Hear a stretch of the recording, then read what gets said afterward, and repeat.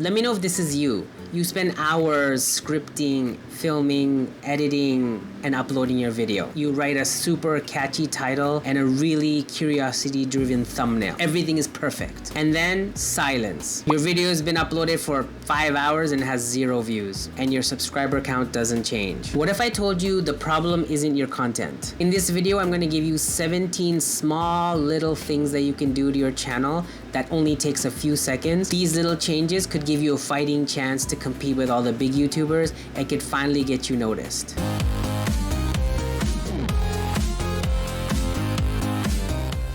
My name's Oz and this is my second channel, Ghost Your Job. My first channel, Ozzy Awesome, which I had 23,000 subscribers, was broken and I left it behind. And I started this channel fresh from 0 subscribers, and I'm glad I did because I learned why my last channel was broken and how to fix it. And I'm gonna share with you what I've learned so far, so hopefully it can help your channel grow as well. I'm actually gonna break down these little tips or tweaks into 3 different sections. The first section is the settings.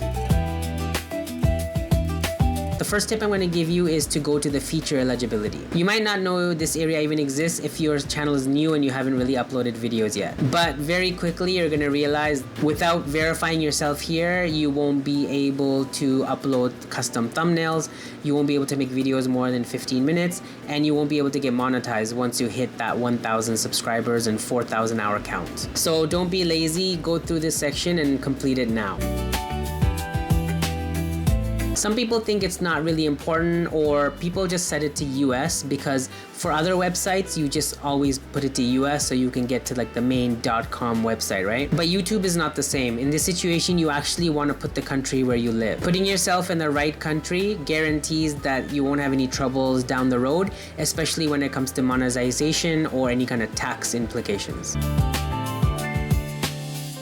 The next tip sounds like it's not a big deal, but it can really have a huge impact in your channel. And you can actually change this every time you upload your video, but if you're not going to be making videos for children, in general, I would say save it as a save setting in the settings section. And it's very important to make this because it could be really bad if you make the wrong decision. For example, if you're targeting kids, if you're making videos that are kind of like Miss Rachel or something, Sesame Street, something like that directed at children, you definitely want to say yes. If you don't, you could get in a lot of trouble, even legally. But if you're making videos for the general public, even if it's something that kids might end up watching, but it's not directed at kids, you always want to say no. Because if you say yes, it's going to automatically disable your comments.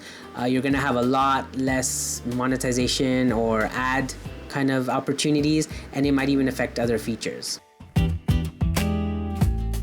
So a lot of YouTubers don't know this because everyone puts their tags in their videos, but there's actually a channel tag section. I didn't know this for my old channel and it was blank. So once I started my new channel, I made sure I filled it out with keywords that are relevant to my actual channel. And especially if you're a new or small channel where YouTube doesn't know you that well, you don't have a lot of videos, the algorithm really hasn't picked up on what kind of a, I guess, genre or niche you are. If you put as many keywords as you can in this section up front, at least YouTube will kind of know what kind of videos or what kind of channel you are planning to be. Once again, you can do this in the video when you're uploading, but it's always a good idea to start the setting and have it automatically as unlisted. And the thing is, if you keep it as unlisted from the default setting, if something happens, if you forgot to do something or there's some mistakes you have to fix, you have a lot of time, especially if you're going to schedule the video, because it won't get uploaded. Also, if you're a monetized channel and making money on your videos, it's a good idea to keep it unlisted and scheduled until YouTube finishes analyzing the video. Sometimes it takes a while for them to make sure that it's advertiser friendly. And the last part of this first section of settings is the community. And some people think it's okay to leave this blank because any kind of comments or any kind of exposure is good exposure. But on YouTube, that's not the case. If someone on your comment section adds phishing links or spams your channel, it could be a bad experience for other YouTube viewers, and you don't want to be blamed for a phishing link or something illegal that someone put in a link in your comment section and one of your nice friendly viewers or subscribers clicked on and got scammed. So now that we fixed all the settings in the background, kind of like the roots of your channel, now let's focus on your actual channel. So this is where you go to a channel and click on channel customization.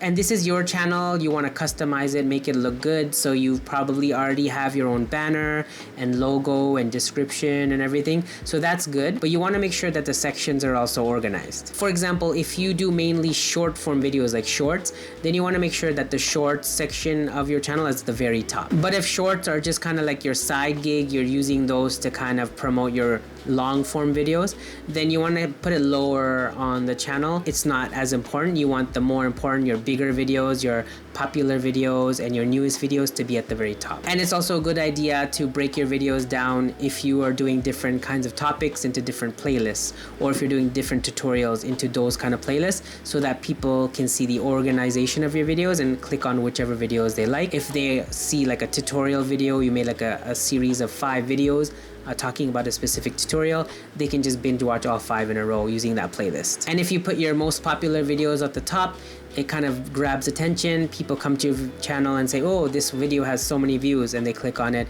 and watch that. And it also makes your channel look very professional. Have you noticed that little mark at the bottom right of the videos that say subscribe, or they have like the YouTube logo or the channel logo? That's the watermark that you want to have. You want it to be set to play through the entire video. If people click on it, it automatically subscribes them to your channel.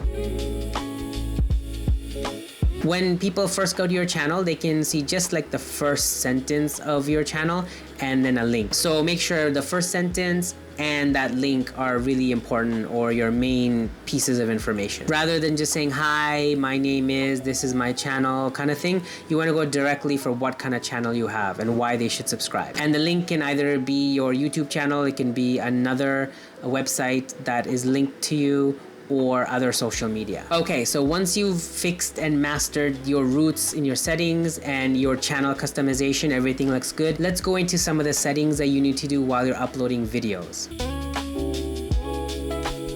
So for those faceless channels that use AI voices and use visuals created by AI, you definitely want to say yes to that, because you can get in trouble if you're not. Your channel could be shut down. But on the other hand, if you're using AI to just accentuate your video, kind of using little small things here and there, for example, using ChatGPT to better your script or better your thumbnail titles, or using little small generative clips here and there, then I would say that's fine. I would say no to that. Because if you say yes to the altered content, it does strongly limit the amount of impressions you're gonna get. It's not gonna get pushed out to as many people. If you're like a vlogger or like a travel person and you want to highlight places you've been to, then it would be a good place to activate that featured places. That way people can kind of know where you went, kind of get more info about that location. Otherwise, if you're just a talking head person filming at home every day, you don't really want everyone to know where you live. So it would be a good idea to disable it.